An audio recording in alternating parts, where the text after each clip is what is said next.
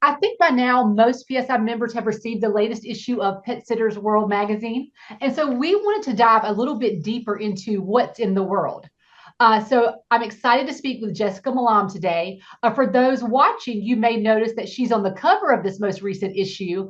She is also the co-owner of First Services for Pets in Aubrey, Texas, and she's PSI's 2025 Pet Sitter of the Year.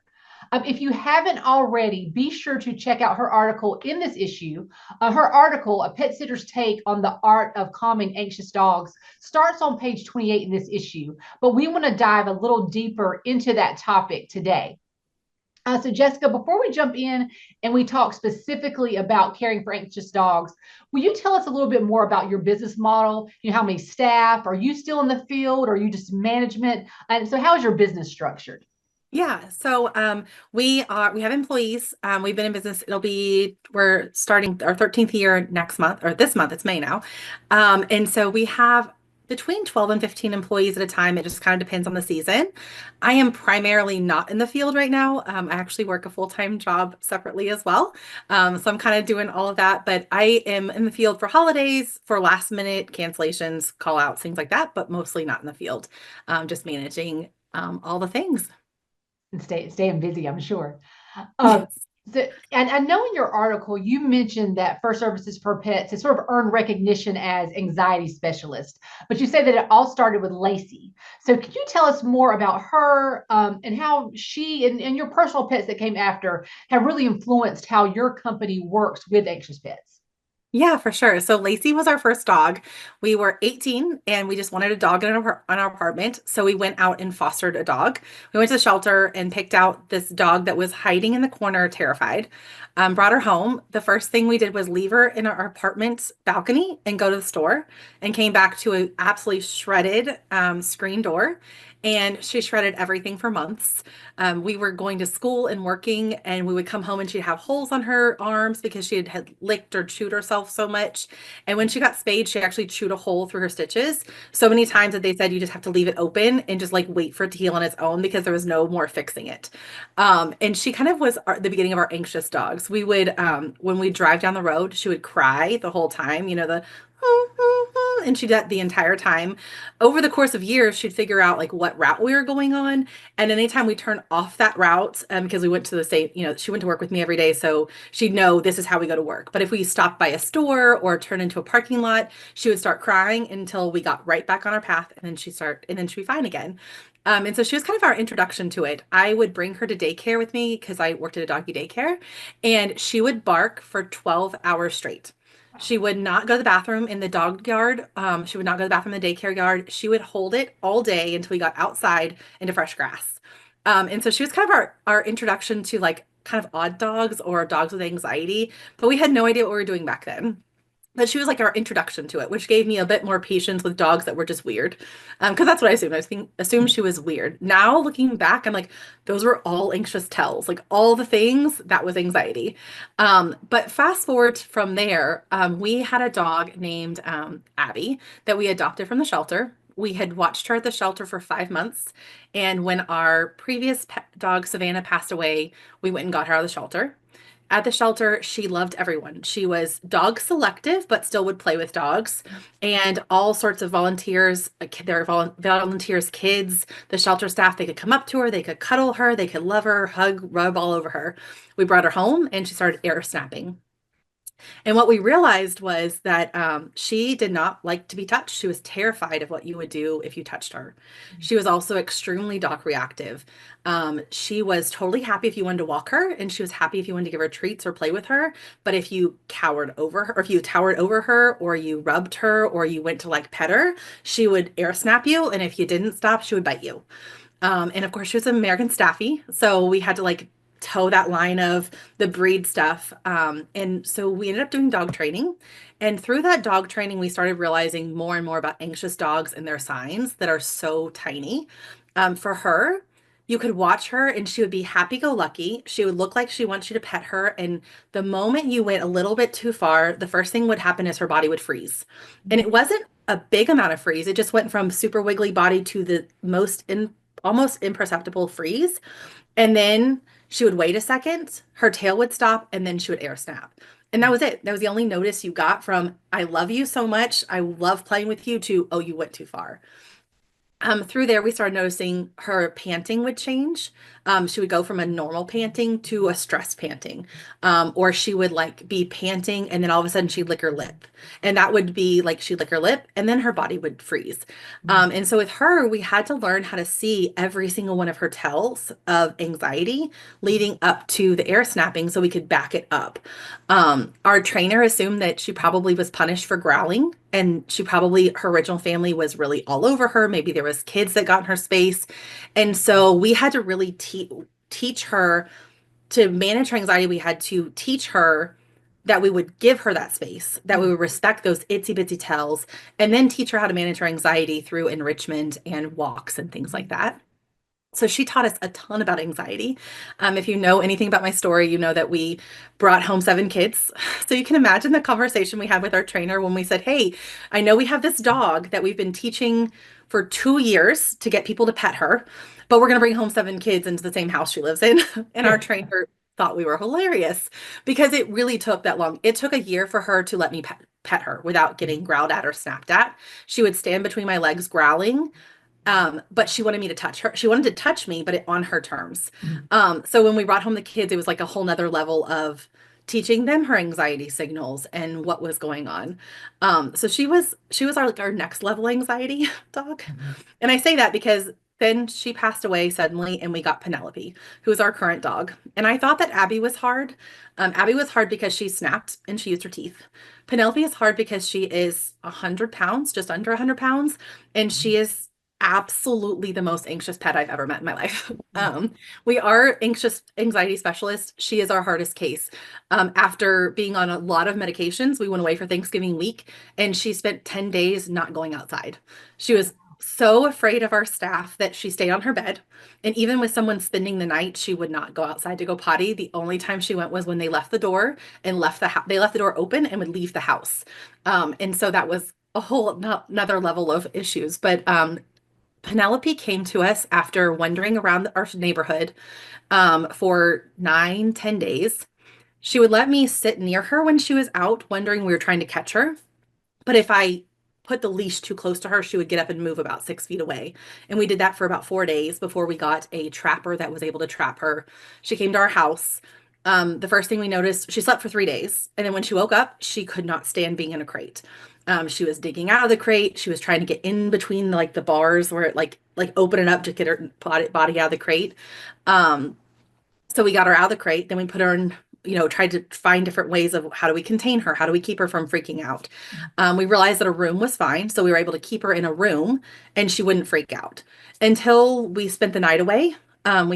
Chris was at the house at 9 p.m. He left to go to an overnight, got back at 7:15. She had chewed the entire window seal and just chewed it to pieces. The next night, she chewed through the door. And after that point, she wouldn't stay in a room anymore. So she had severe separation anxiety. So we went down the whole path of medications and different type of separation anxiety training. We ended up using a separation anxiety specialist to work through her training. But to fast forward to today, her separation anxiety is gone, but she is still a basket case. She is on 3 different prescriptions every single day. She's on 3 additional supplements. Our vet has said any normal dog would be asleep and not able to function, and she is just her normal functioning self. She loves life, loves the kids, is obsessed with me, and people coming in the house freaks her out. She will not go for walks with our staff.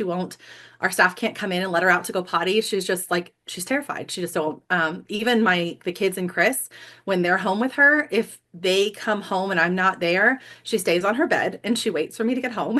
And then when I get home, then she's a normal dog. She loves everybody. She goes to everyone. So, through that, we've learned a whole lot of different levels of anxiety and how to handle different levels of anxiety, how to address them.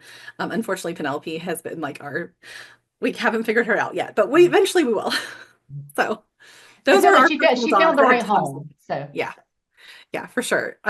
We figured that out pretty quickly. It's like, oh, so this is why you came to us, because we just needed one more yeah. thing.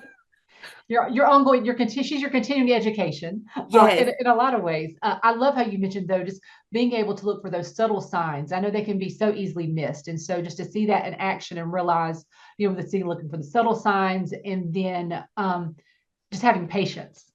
Um, Yes. Patience I, is a big thing with anxious dogs.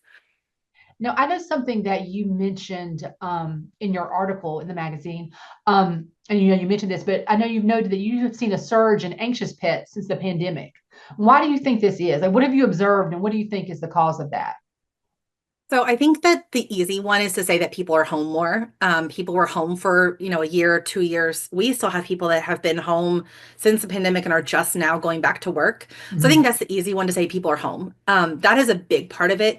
I personally think the other part of it is that as the pandemic went on and we were around other people less, we started to humanize our pets more. Mhm. So our dog that we probably didn't 100% treat like a dog that we would have 50 years ago, we went Mhm. even more so. Mhm. So Yeah. whereas maybe we used to let them sleep on the bed, but now, oh, you don't want to move over. That's okay. You stay there. I'll Mhm. sleep on this corner of the bed. Things that we used to maybe tolerate less, we tolerate more because they became even more instrumental in our everyday lives. I think that the humanizing of dogs has really caused anxiety because they're not able to be dogs. One of the things I always tell my clients, if their dog is digging, I say, well, then let's build a dig box because Mhm. dogs need to dig.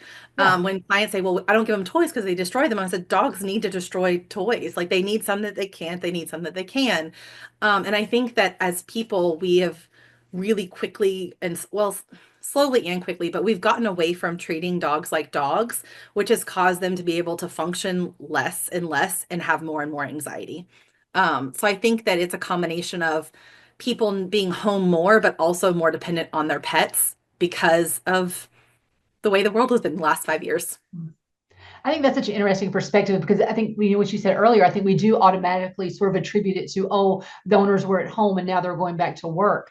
But when Yeah. you look at that second element of how the pet parents have changed how they treat their dogs, I think it really adds a whole new element when you're working with anxious dogs, Yeah. because it's not just about addressing their anxiety; it's working with the pet parent to Yeah. understand how their actions are I think it's impacting. Yeah, I think it's a lot of us. The natural thing is we want to be around people or we want to be around something. And it was easy to grab our dog and take him with us whenever we went, through the drive-through or whatever. And that's never stopped. You haven't reduced that because it became a normal part of your life. And then I think that in general, like we just don't connect like we used to. A Mhm. lot of that was because we had so much time by ourselves and because we've never really reverted back 100%, it's just easy to rely on our dogs and our cats. And I think both. I've seen more anxiety in cats and more anxiety in dogs. It's Mhm. easier to like see it in dogs because cats are just their own being. But I definitely think a lot of it is just that we just have started treating them like our best friends, which is they are. I'm not saying they're not, but like we're treating like human best friends, not pet best friends. Whereas maybe we didn't do that 5 years ago, 10 years ago. And I think that's really something, like I said, it's really that's really interesting to keep in mind as you do as for pet sitters, as they do interact with their clients and offer advice. Now I know we've talked about your personal pets and that journey, but I know in your article you also specifically mention a dog named Teddy, and you say he sort of began your professional journey with anxious pets. So could you talk a little bit more about that experience? Yeah. So Teddy was this little Lhasa Terrier type mix. He had never had someone come in and watch him before. We did the meet and greet, everything was fine. But when we came back for the first visit, um, he stayed in one room and growled the entire time. He wouldn't go outside to go potty. He wouldn't let us near them. He just sat there and growled. And if you went towards him, he would growl. Back then, when we were working, we would try and like slip leash a dog to get him outside to go potty. But when we do that, he'd just get more upset. And so after what I used to do when I was working more in the field, before we started training our staff to do this, they would have a visit like that, and then I would come in. And so I started going over there and I would go in, he would growl, we'd clean up any potty accidents there were, put down his food, and then I'd open the back door and I'd sit with my back on the front door at the other side of the house and just read. And I did that for an hour on the first visit, like it was a Saturday, so an hour in the morning, an hour in the afternoon, an hour in the evening, just kind of giving him plenty of time to go out. And he just sat in the room. And if I'd move around, he'd growl and bark. And if I didn't, he'd just stay in that room and not move. And we did that Friday night, Saturday night, Sunday morning. But Sunday afternoon, I moved to the couch because I was frankly just tired of sitting on the floor. And so I moved to the couch, was in the living room, and I was reading there. And all of a sudden, I hear him walking outside and he goes to the bathroom. I'm like, okay, good. We're going to the bathroom. That's fantastic. And then the next thing I know, he jumps on the couch and he rolls onto his back and he wants his belly rubbed. Mm. And he spent the whole visit with me. And then I can't think there was like one more visit after that. Same thing. I came in, he was excited to see me. He went out to go potty. He jumped on the couch for belly rubs. Um, and it really kind of changed my mindset because I had come from the boarding and daycare world where if the dog won't go outside, you slip leash them and you drag them outside because that is the job is to get them outside. And in the pet sitting world, our job is to get your dog to go potty and feed your dog. And so if you can't get them outside to go potty, it kind of feels like a failure and you're not doing your job. And it kind of made me go, well, wait a second. I had to clean up a few messes, but at the end of the day, I didn't scare him. I didn't force him, and he came to me and he trusted me. He ate along the way. He didn't eat as much as he probably would have with his parents' home, but he still ate some food. But at the end of the day, I built that trust with him so that he could go potty. And now the next time we came, he was like, "Oh, I remember you. You're not going to force me. We're good. Let's go." And so that kind of really started the mindset shift of our visits. Um, and since then, we've done probably hundreds and hundreds of anxious dogs. And we all kind of address it with the same way. It started the shift of it's okay if they don't go outside to go potty. It's okay if they have an accident on the floor. What's more important is that we build the trust with the dog. No matter how long that takes, we're going to give them that time and that space so that they trust and they get that experience that's positive versus a negative, scary experience. I don't know. And I'm not sure if you addressed this in your article, but something I was just thinking as I was hearing you talk about, really having that patience and working to build that relationship with a dog. Do you ever get any pushback from your clients? If are they upset that it's going to take this length of time for their dog to feel comfortable? Or, I mean, of course, you've said with your team, you understand there may be accidents or they may not want to go outside at first. But do you get any pushback from your clients who may be concerned about that? We do sometimes. It all depends on the client. So some clients realize their dog is going to be anxious. Most often, we get the pushback from clients who feel like their dog has no issues and there should be no problem.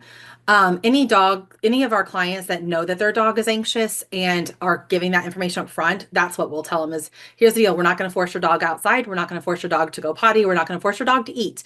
What we're going to do is give your dog a chance to warm up to us and give us a chance.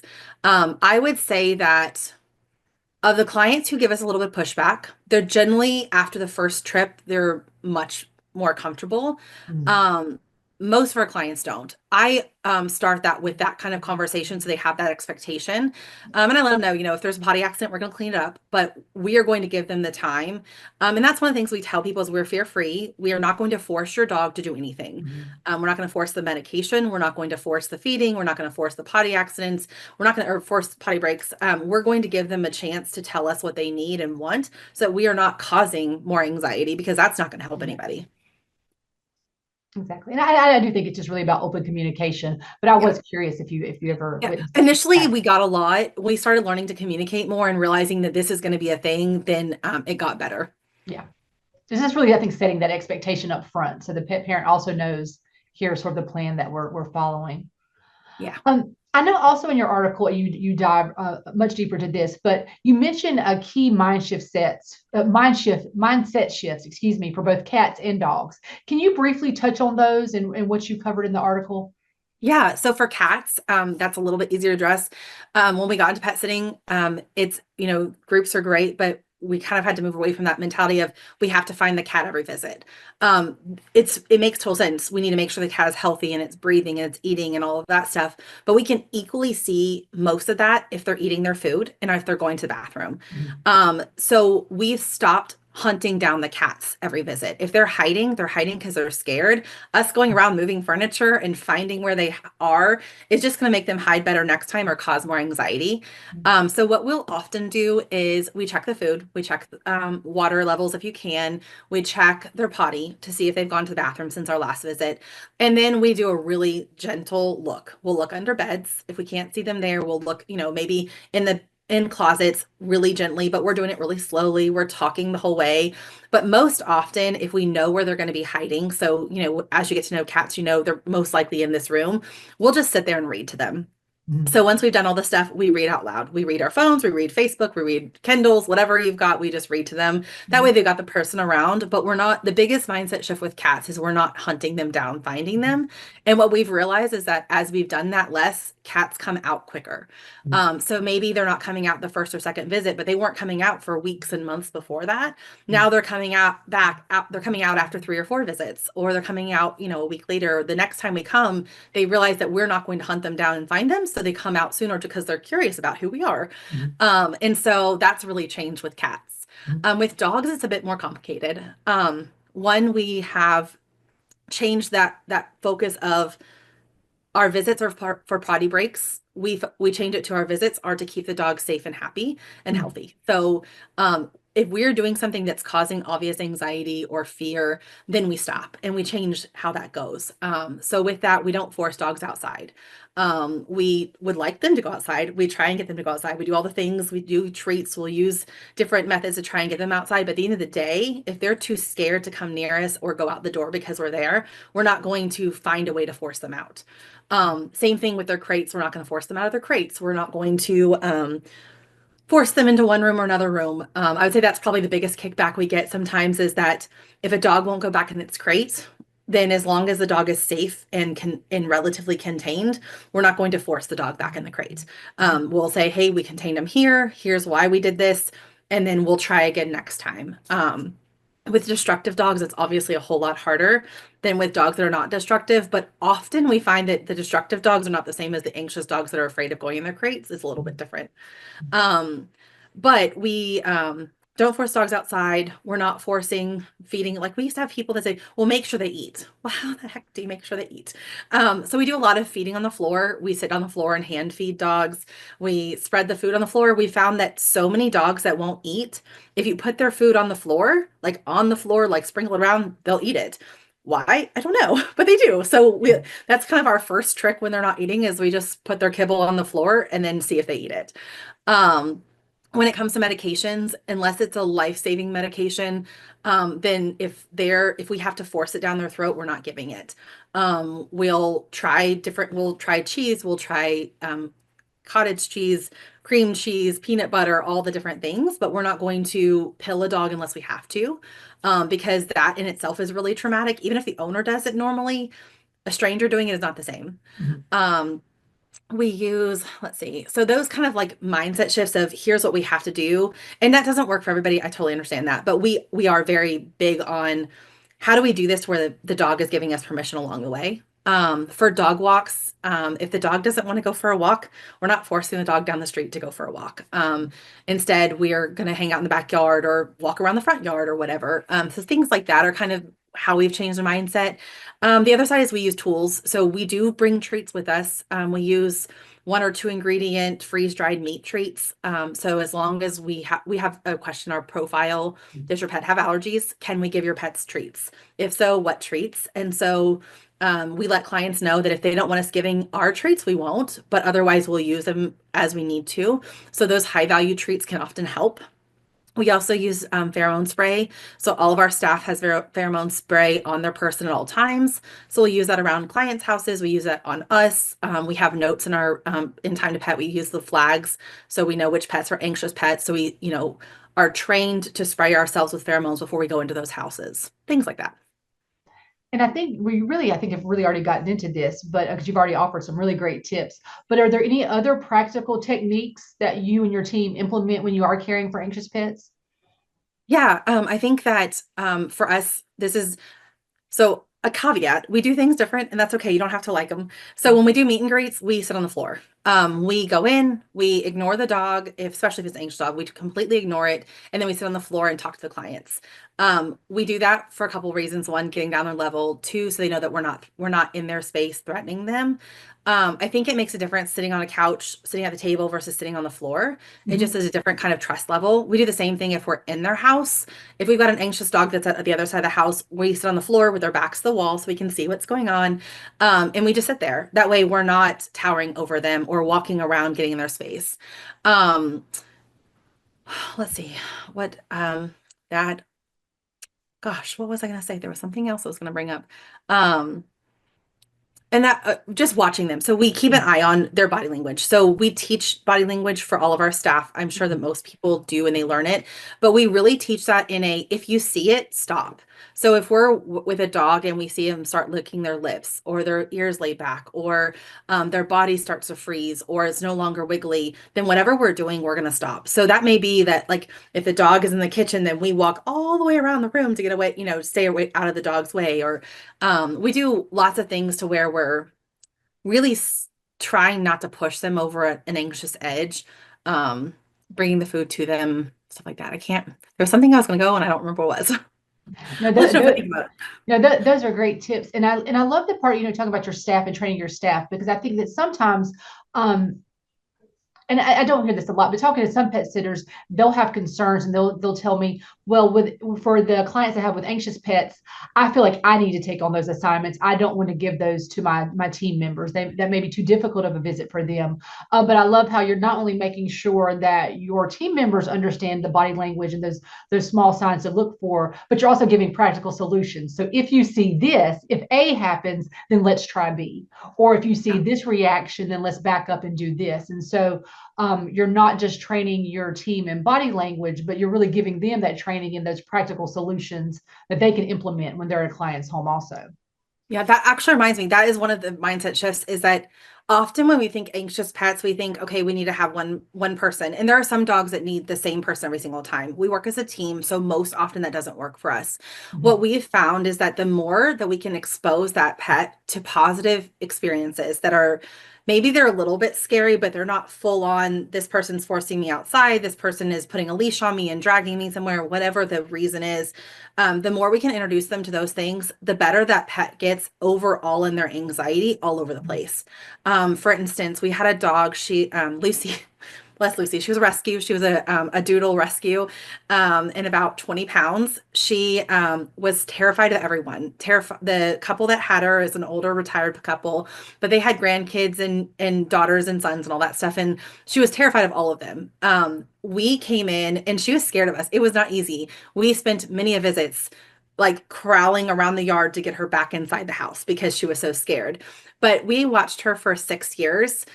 2 years in, we could bring any pet in and she loved them. You could sit down, she'd come over to you, she'd roll on her back. She wasn't like in your lap, but for her, she would run up and she'd roll on her back just out of arm's reach so you could pet her, but only with the tips of your fingers. And then once she realized, okay, you'll do that, then she would start getting full up next to you, even if it was your second visit there. And all of that happened because we kept bringing new people in. Because I firmly believe the other side that makes dogs anxious is the moment that we see anxiety, the moment we see anything that is concerning, growling, barking, fear, we stop introducing those dogs to people and to things that scare them. And I think it needs to be almost the opposite. They're scared because they're not familiar with it. And so introducing them to positive experiences that offset their fears can really make their overall all life easier and better. For Lucy, she got to where she loved all her grandkids and she loved all the people that came into her house. And over the course of 5 years, she probably spent time with 20 or 30 of our staff members, and she was fine with all of them. And we have so many stories that are just like that of dogs that were terrified of new people and terrified of us coming in, but getting the experience of all these different people that were always a positive experience. It was always treats. We were always fulfilling their basic needs of going to the bathroom and getting food and having fresh water and getting yummy treats, that over time they've been able to build their confidence and they're no longer scared of those new things. So their parents can have an easier life with them.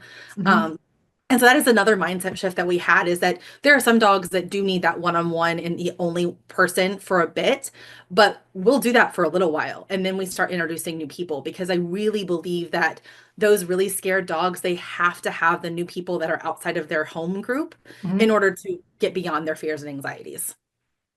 This question is a little off topic for the anxious dogs topic, but just in you talking about how you handle these situations, something that came to mind is that a lot of times we hear from pet sitters who feel like their clients only want one pet sitter to come. And so how have you worked with the clients to have them feel comfortable with multiple pet sitters coming in? Yeah. Yeah. So I would say first it's a me problem. It's and I don't mean this in a negative way, but so often we think that we are the best option. We got the most education, we've got the most the most experience. We're the best choice for our clients.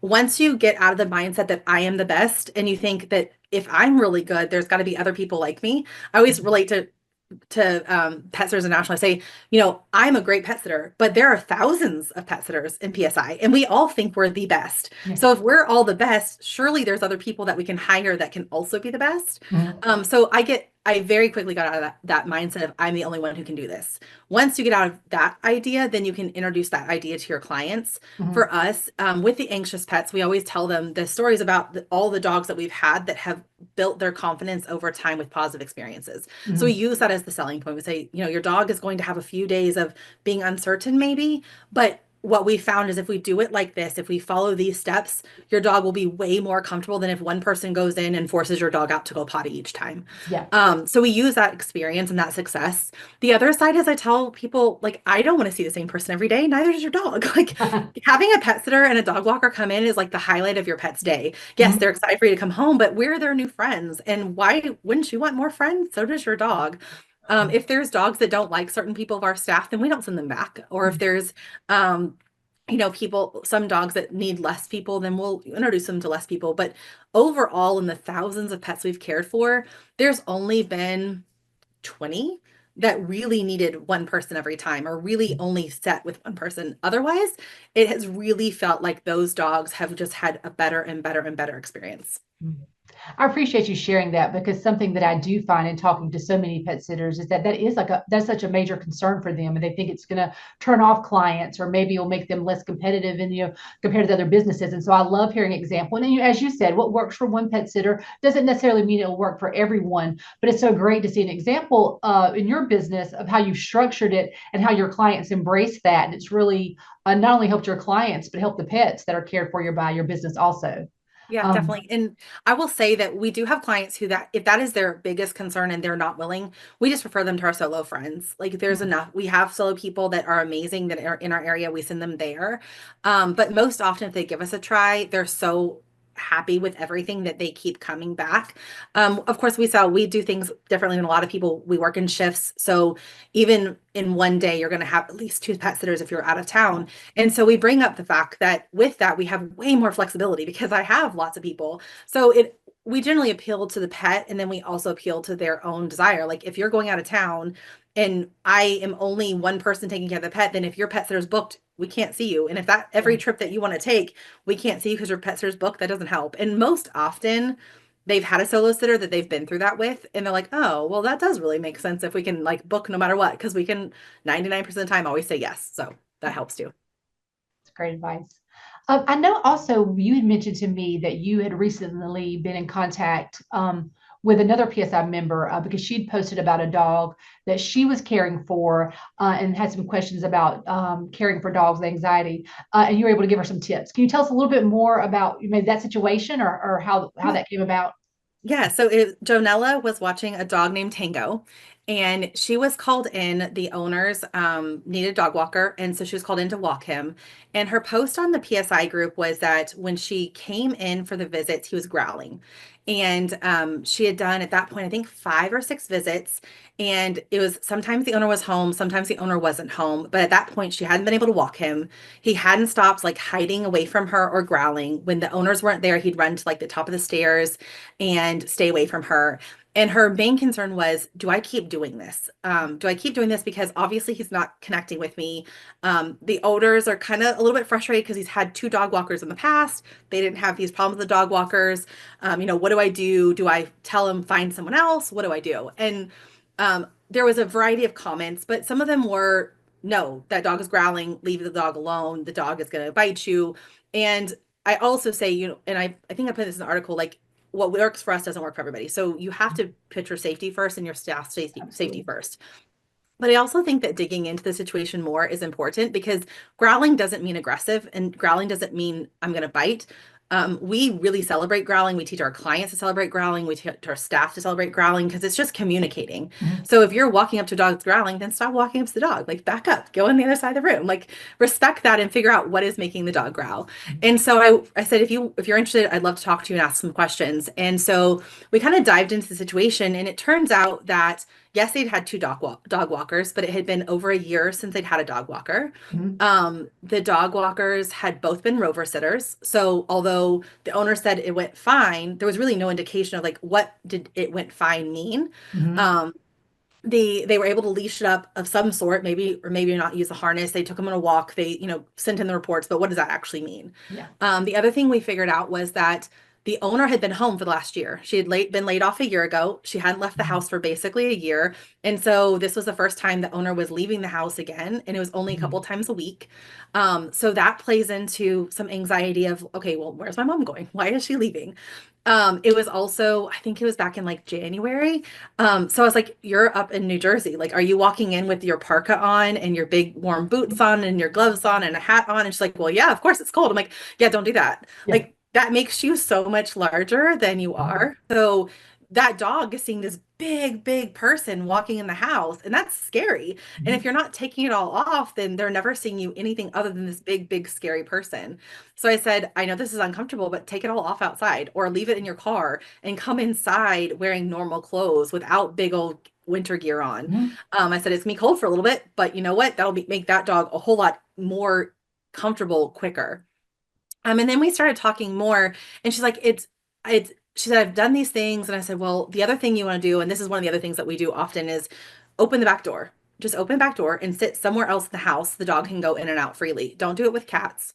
Obviously, if they have cats in the house, don't open the back door for the dog or secure the cats, all that stuff. But she's like, it's really cold. I said, I get that. I said, if you have to open it 5 minutes at a time, but give him the opportunity to go outside without you Mhm. because he does have a backyard. And that way he can see that I don't have to go with her and you would solve Mhm. the problem of I went to the bathroom. Because once the dog can go to the bathroom without fear once, you just earn some brownie points. Exactly. Um, and so we talked about that, and then she said, "Okay, well, this is what's going on." So she tried that a couple of times. I think it was the second or the third time that she tried to open back door. He went outside without her, came back inside.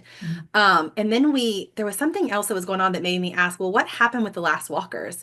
And she asked the owners, and it turns out that the last walk that he had had with this last walker, the walker had lost the key on the walk. So he came back when he didn't have the key, he brought the dog home with him, Oh, left the wow. dog there, or maybe it was a girl, left the dog there with their spouse and went and ran a bunch of errands. So the dog wasn't picked up by the owner until late that night. Oh, So you're wow. talking about a dog that's used to going for a walk and coming home, and now it was taken away from its home, brought with strangers in a strange house, and didn't go home for a long time. Yeah. And then immediately the walks were terminated for understandable reasons. Mhm. And then the owner was laid off and stayed home for a year. So for that dog, the last time I had a walk, I didn't come home. So Yeah. of course he's terrified of you taking him for a walk. Who Absolutely. wouldn't be? Any kid would be, any parent would be, like any person would be scared if that was your last experience with a stranger coming in. Yeah. And so we talked about, well, for now, they need you during the day to go potty. So get him out to go potty. If he has an accident, no big deal. But if you can get him out to go potty and have that positive experience, then build up to you're going in the backyard with him and then start trying to put the leash on and off.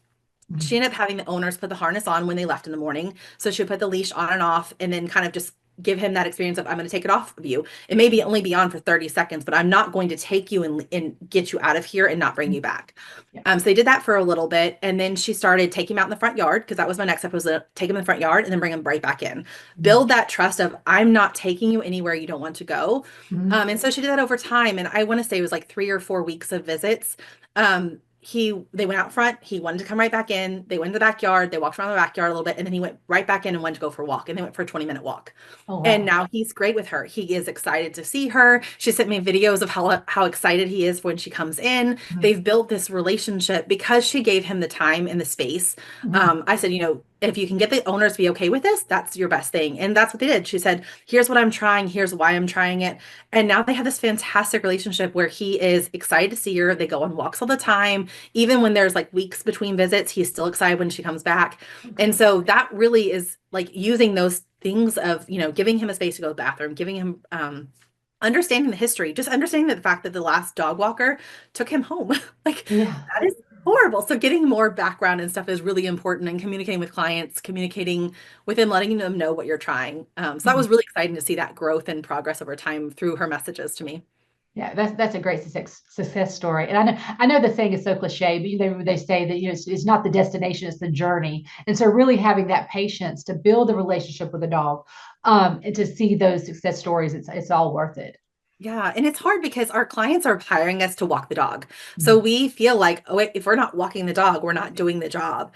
But really, like there's a journey in there. What we have to remind clients that our dogs are individuals and they Mhm. all have different emotions and feelings and thoughts. And if we respect those, we're going to get way, way farther than we will if we won't. Mhm. It goes back to something you said earlier that I just really appreciated was, we look at the purpose of the pet sitting visit. It's not just a checklist or just a potty break. Your goal is to make sure the pet is happy, healthy, and safe. And so Yeah. I think if you as a business and then the pet parent are on the same page with that, um, it really goes a long way in letting that relationship build to the dog or the cat is more comfortable. Yeah, for sure. I know you've talked about different practical tips for pet sitters, and you gave that example of the PSI member that you were able to work with, which I think is just so amazing. That's why I love the Facebook group so much, is that it's Yeah. you never know who you'll connect with when you have a situation. So I love that. But in switching gears, think about the pet parents. What advice do you give to your clients, to the pet parents? So when you have the clients who have anxious pets, what type of advice or direction do you give them? Yeah, so it all depends on what's going on. We always recommend vet visits because you just never know what might be going on. But I've been down the vet visit road. I've had someone say, "Well, your dog's just probably needs to go to the vet." We've gone down the road of supplements. So what we'll often do is say, "Here's the supplements we use with our pets." We never recommend supplements, but we just say, "Here's what we use and here's what we experienced." I always recommend pheromone collars and pheromone spray. The Thunder Ease is the brand that we use. It's the one that uses the adaptol pheromones. My dog lives in a pheromone collar, and we've literally kept them. We keep them on our porch. So if our staff goes to a visit where that dog is really anxious, and we're going to have it for more than 3 or 4 days, which is how long it takes that collar to make a difference, then Mhm. they come, they pick up a collar, they bring it to the dog and put it on the dog. Um, we and then pheromone spray. So I recommend those things to clients. And then I recommend most often it depends on the anxiety that's going on, but we've recommended enrichment. We often just move straight to how does your dog eat its food? Like Mhm. even as simple as like throwing food on the floor. My friend got a golden retriever that was extremely anxious, and the dog was just spastically anxious. And I was like, I want you to go outside and throw her food in the grass. And Mhm. he's like, well, that's kind of rude. I was like, I know, but just do it. And she went outside and she ate all the food, and then she took a 4 hour nap, and she was so much calmer. Mhm. The other side of what we've done to dogs is we made them stop using their brains, and getting them to use their brains through puzzle toys and snuffle toys, snuffle mats, things like that is really imperative. For Abby, her anxiety was touching anxiety and what could happen next. And but when we used puzzle toys, we realized that the more she used puzzle toys for her food, the less anxious she became in her everyday life. So we started with snuffle mats and Kongs and things, and we moved to a ball pit. So for her, her least anxious days were ball pit days. So we put all of her food in a ball pit, and she had to eat it out of the ball pit. Unfortunately, Penelope doesn't like food enough to do that, but if they're food motivated, it's really helpful. So Mhm. we often recommend enrichment. We recommend exercise, more sniff walks than get the dog running exercise because sniffing is really important and uses their brain more. But we start with the enrichment, things like that. And then we just, from there, we talk about what we will do during visits, how we'll handle it, and then telling them if they're, next level anxious like Penelope, then we recommend a behavior vet that we know. Training is really good. We talk about the fact that a lot of anxiety is rooted in boredom, Mhm. um, and not having confidence. So we talk about different ways to build your pet's confidence, even if it's things like going for a ride and coming home, or going outside and praising the dog and giving them a chance to like experience the world, because that can build their confidence. It's just experiencing more sights and sounds and smells. Mhm. I love it. So I know we've covered a lot of information today, and I really appreciate it. But for other pet sitters and dog walkers who may be watching this, what do you think is the most important thing they need to know before they think about working with pets with anxiety? I think taking fear-free or force-free classes is really important. We already were kind of down that road, but taking the fear-free certification that we through PSI, we did that whole thing when they came out. That was really important because it gave us that next level. That's where we started thinking about the anxiety and the stress and the fear, that FAS level. Mhm. We also worked did a lot of education. I mean, I know that sounds kind of funny, but educate yourself. We started learning more and more about anxious pets through our conferences, through listening to the conference speakers, through hearing what they were having to say, talking to their things, biting, all the biting and aggression stuff we learned from a PSI speaker, Jamie Migdal, came and talked about different bite, all the worst bites and best bites and all the different levels of that. And that was we had heard that before we adopted Abby. So knowing, okay, well, she air snapped, that means that she really didn't mean to bite us. Like having all of that knowledge really helped us in our experiences, and it's helped us build our foundation of knowledge over time. So really practically get out to fear free. There's another company that does like a force free, but any of those kind of education start with that. Learn body language, not just the basic stuff, but all of the body language. I know that Fana Easter's coming out with a body language course specifically with reactive dogs. And so that goes over a lot of anxiety signals. So things like that are really important. Educate yourself first, and then think about the pets that you already watch and start to pay attention. Because once you realize that lip licking is an anxiety signal, you start to realize how many of the pets you're watching are actually anxious that you didn't think were anxious, but now you're like, oh, wait a second. Panting is one we always bring up to our staff that they're shocked on. They're like, well, I just walk, I'm going to dog. Of course, dogs pant. I'm like, yeah, but they shouldn't be panting if they're just like hanging out inside and you haven't done a lot of exercise. So if they're panting, that's an anxiety signal. It's either pain or anxiety. So which one is it? What can we do to fix it? So once you start like learning and going down that road, you start having a whole lot more understanding of the dogs that are in your care and why they're acting the way they're acting. Yeah. And the education is so important. And I really think I always tell pet sitters if they want their business to be successful, focus on education. But Yep. then also that really is what separates professional pet sitters from the other options. And Oh, for so sure. someone that you hire from an app, they may just come in and try to figure out a way to get your dog on that walk, but they're not going to have the education to recognize those signs and know steps to take to address the anxiety and build a relationship. So Yeah. really, the more you become educated on body language and how to work with anxious pets, um, you're not only helping the pets in your care, but you really are increasing your expertise as a pet sitter and really improving Yeah. your business as well. So it really is a Yeah. win-win for Oh, for for sure. everyone.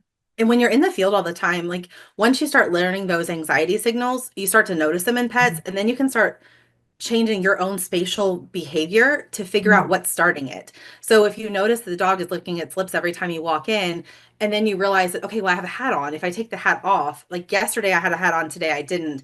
There's just little things that can happen that can change that a little bit. It could be for Abby, it was leaning over her. Any kind of leaning over her caused her anxiety. So it's, well, don't lean over her. No problem. I'm going to back up. I'm going to give you plenty of space. If I have to bend down, I'm going to make sure that you're nowhere near me.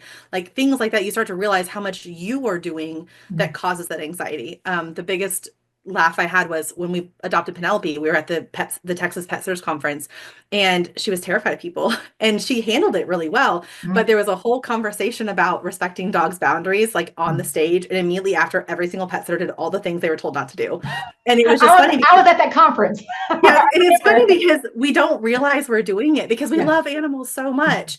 But so much of what we're doing because we're overconfident a lot of times, and because we're just excited to see the pets causes the anxiety. And if we can back up and realize what the stress signals are and then see what we're doing to cause it, you become an overall better pet sitter to where anxious dogs are more willing to be around you because Mhm. you're not doing those things.